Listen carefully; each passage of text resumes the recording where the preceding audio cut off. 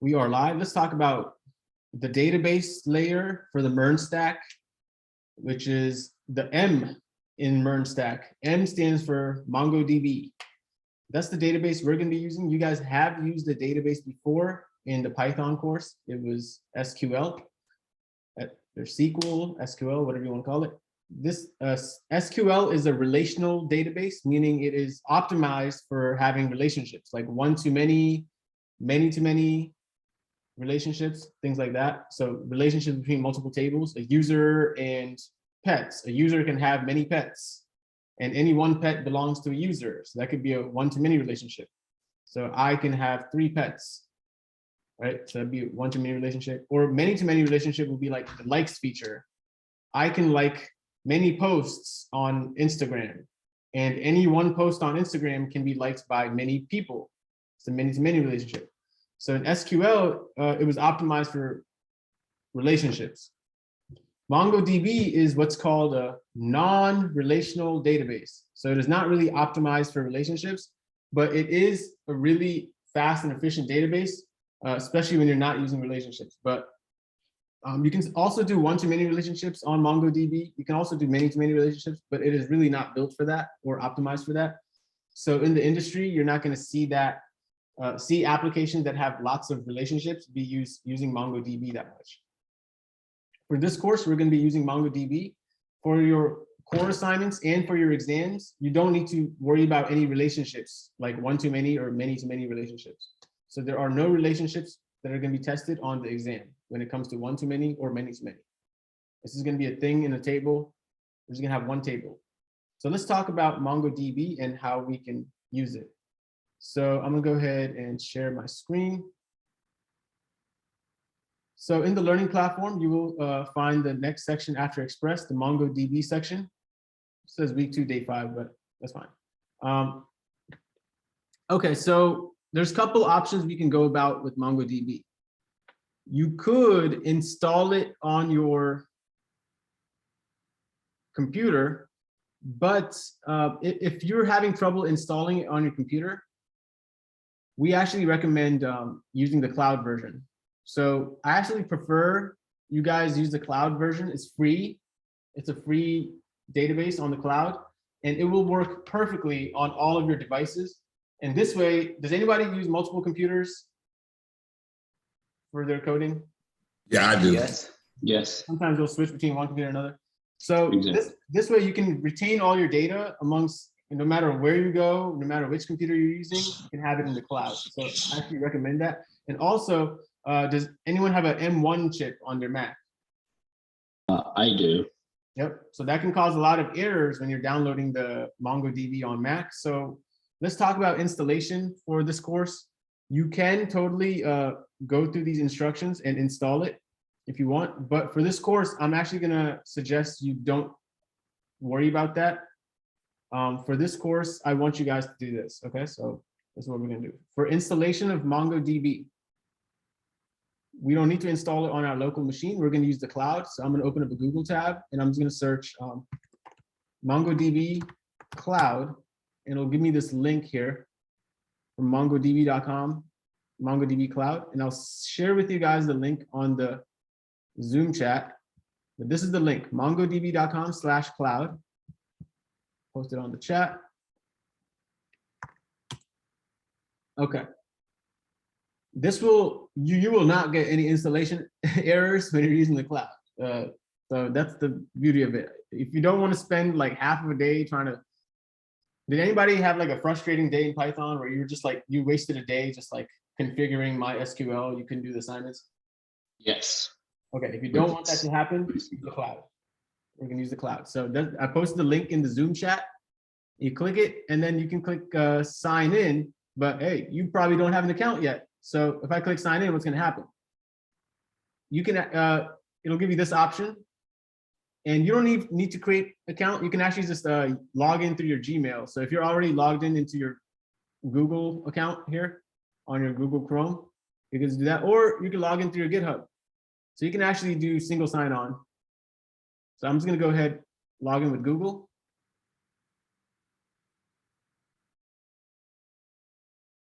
and it's gonna take me to this page. It's gonna talk about clusters.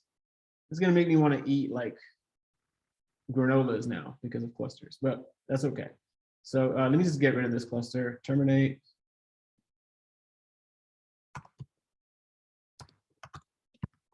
Cluster May. Okay, that's from May when I taught MERN. So what we're gonna do for this course is we're gonna create a cluster. So it'll take you to a page like this.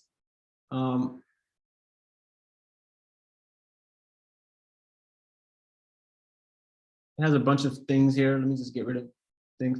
So yours might look something similar to this if you click on projects, except it'll have nothing here. Okay, or if you click on the home, view organization's name, there we go. Okay, so click on projects. If you go ahead and click on new project, you could do that. Click new project, and let's call this MERN July. Click next. And then I'll be the project owner. If you want to add members, you could do that too. Hey, I'm sorry to interrupt. So you said when we bring up the website, hit sign in, and if you have a Google account, you could just add that when you try to sign in, or do you have to create an account? Yeah, if you're already logged in with your Google account in your Google Chrome, you can just click log in with Google. It'll just log in for you. Okay. Okay. And matter of fact, I think who wants to volunteer? We'll just do it on somebody else's computer. So it's completely new. It'll be recorded. Anyone want to volunteer? Get that set up for you? I can volunteer. All right, Parker, go ahead and share your screen. Okay. I already kind of started, Oh, true. Okay. but I'm here now. Okay. So, oh, okay. You already got up to here. We don't want to. That's too far. All right. That's too far. I want this to be seamless. I want this to be seamless. Okay. So, and go all the way back up. Okay. So it's gonna make you do this part, right? So just go ahead. So this is when you click sign in with Google. Yeah. Here. Okay. So then, yeah, you just accept the terms of service to sell your soul, and then we'll submit that. Oh, I don't know if we want to do that. Actually, I'm just kidding. I'm joking. Okay, and then we're gonna edit that out, and then we're gonna scroll down. I think it's just thinking. Yeah, it's just thinking right now. So it'll do its little thinking thing for a little bit, and then just click build a new application. I guess it's like all nosy. It wants to know about you and stuff. Just go ahead and answer. It's kind of like those awkward dates. You just got to answer some questions just to get them away. This will be like, I guess this is the one that I was thinking about. It is a single view, right? Is that kind of okay? Yeah. But basically, it doesn't matter what we write for that survey. It's just like being nosy. And then let's click on free, because that's the one we're going to be doing. And then now when you're over here, you can choose your favorite cloud provider, Amazon, Google, or Azure. Right? And then from there, you can pick the location that's closest to you. Now, I'm gonna be honest, AWS is the best cloud provider. So let's go with AWS. I know Google, I love Google. Google's like my dream company to like ever be at. But AWS is the best cloud provider. And pick one that's closest to you. Well, I'm in Colorado, so probably Oregon. Interesting. Okay, nice. Okay, and then we're gonna click create. Scroll down before you do that. Okay, so before we click create cluster, we're gonna need to go to that where it says cluster tier. Click on that. So yeah, free. Just wanted to double check and make sure it's free. Okay, good. Scroll down. Yeah. So M0 sandbox is the free one, not M2 or M5. And additional settings. Don't worry about that. Cluster name. Now here you can name your cluster. By default, it's going to be named cluster 0, but you can name your cluster. You can also name it MERN July. Cluster July. Sure. Perfect. Okay. And then click create cluster. And now this might take about 3. Oh, actually, okay. before it does that, it needs a username and password. So you can actually set up a username and password for your database cluster. So you can pick any username you want. I will go in SQL. What you guys do? Root, right? Yeah. Just do root if you want, or if you yeah, just do root. If you really want to give a password, that's fine too. But try to use a password that's not like something that you use for your banks and stuff, you know, because you're gonna be pushing some stuff to GitHub.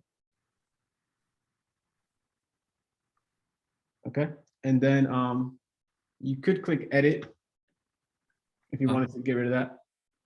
And then yeah, just create a new, just do root as your password. Oh, I did root as my password. Okay, that's fine.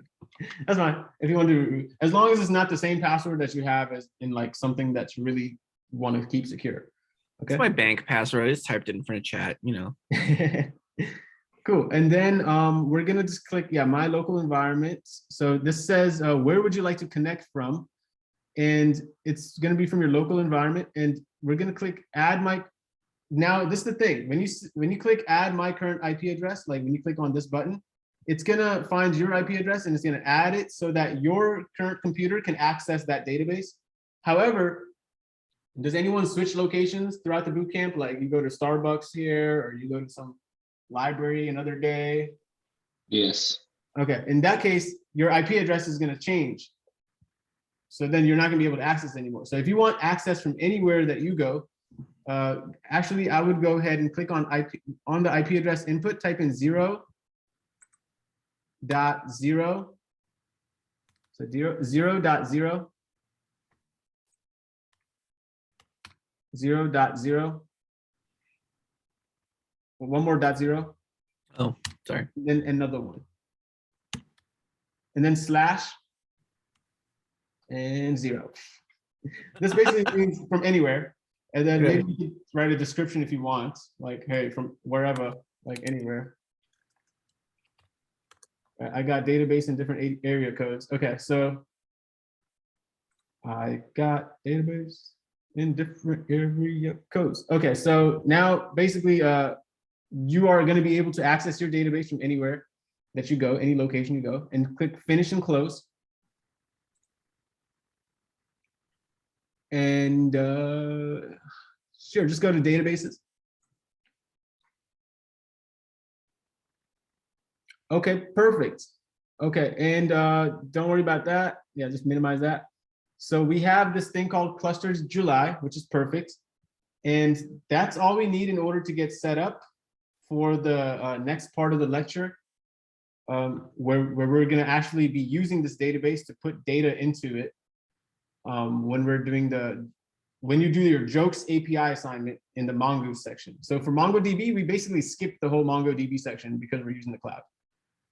So it's called Cluster July, and I'll show you how to use this later. And let me also create a cluster. So in order to get to this page, any questions up to this point? Is it preferable to have the 0.0.0, or is it kind of a little less secure? Or for this class, it's preferable for okay. And in the workplace, in the industry, like for small, like for projects that are just going to be that you're just going to use for your portfolio, it's fine. For this class, it's fine. For the exam, it's fine. But for if you start working at I don't know, Boeing, and they're developing some new stuff that is like top secret, you know, they're gonna tell you what to do. Right. Yeah. So they're gonna give you an IP address. They're gonna tell you, hey, make it only so that it's accessible from this IP address on site. And then they have like a whole like military like branch like protecting the premises if it's like that secure. Where in order to get to that location and use that IP address, you got to have an access code. So your employer will give you those details to make it more secure. Okay.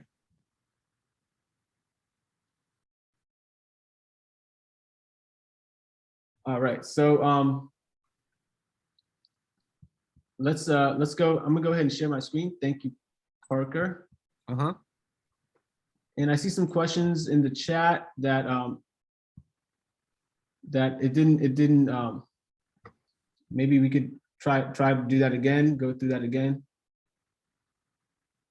So just to Okay. review, let's do one more review. Oscar, go ahead and share your screen. We could do another round of setting it up. All right, hold on.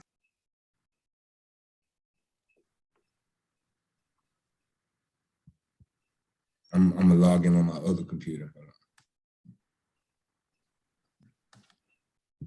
We are live. So, okay, so you're on the database section. Oh, you already got to the cluster 0 part. Okay. Your cluster has been automatically paused due to, oh, okay, you're already kind of on this part. If you click resume. Yeah. Okay, you're already on your way. You're good. Oh, so I'm good? Yeah, you're good. You got to this page. Oh, okay.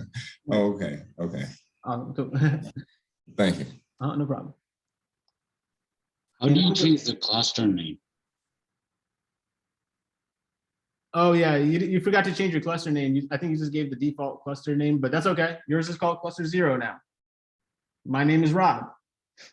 Like, it's still gonna, I still gotta go to work, even if my name is LeBron. Your cluster is still gonna do some work, even if your cluster's name is cluster July, cluster Mern, or cluster 0. So name doesn't matter too much, so we should be good to go. Okay, so I just wanted to make sure how can you, I didn't do anything as far as putting the 0.0/0. Oh, okay, okay. In that case, yes, we're gonna need to go to network access on the security side, on the left side.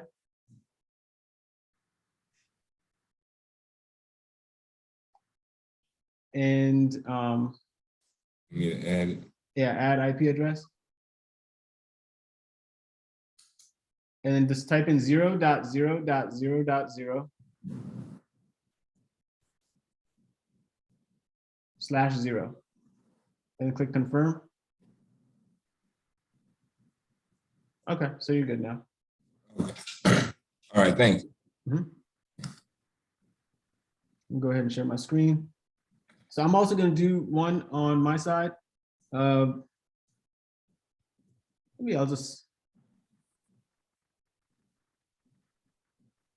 I think it's a little bit more confusing after you already created one.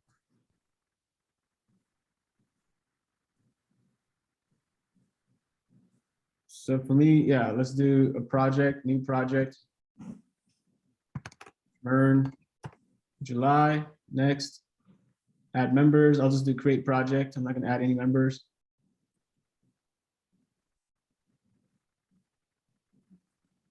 And it's gonna take me to this cluster page. And I'm gonna say, build a database. I'm gonna click on free, create. So we're kind of going through what Parker just did earlier. Build a database, and then if you guys have issues with this, just reach out to us. I can help you guys with this. And then I'm gonna select AWS, and I live in San Diego, so I'm gonna select Oregon as my closest location. All right, I'm not gonna do like Tokyo, right? Because otherwise it's gonna be a little bit slower because it's gonna be further. It's on the other side of the planet. Cluster tier. I just want to double check, make sure it says free. Cool. And if it's not free, they're gonna ask you for a credit card. You'll know if it's not free. And if they ever ask you for a credit card, just don't give it and then come ask for help. No backup, I don't need a backup. And the cluster name, let's just call this cluster July. I'm gonna call it cluster July Rob, just to like make it, give it a different name. Click create cluster, username and password. I'm just gonna do root and password. I'm gonna show you guys, is this root. Okay, I'm gonna click on this thing. It's gonna hide it, perfect. And then click create user. So username and password is root and roots. IP address, if I want access from anywhere, is 0.0.0.0/0. Description, wherever. Add entry, and we're good. So we can access it from wherever. Finish and close, go to database. Perfect, so it's gonna take about 1 to 3 minutes for my cluster to be created. And that's the basic setup that we're gonna need for this class. You're gonna be using this cluster for all of your assignments. And each time you use the cluster, you're gonna be able to create a new database. You can create multiple databases in each cluster. in a cluster. So I'm gonna be using this cluster for today's lectures, tomorrow's lectures, next day's lectures, and so on. It's gonna take about 1 to 3 minutes to provision, and that's it. So you said we could do multiple databases on one cluster. What's the limit to that? I don't know the limit. I think it could be about, I think there's no limits, really. No limit. I don't know of any limits. Okay. Yeah, I've been using this with no limits at all for the past 2 years. So Interesting. yeah.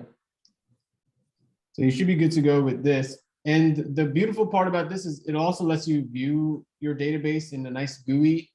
So for this course, you only need to do this process one time of creating a cluster. After you create a cluster, I'll show you guys how you can create a database each time for each assignment. But until then, I'm gonna stop the recording. Any other questions?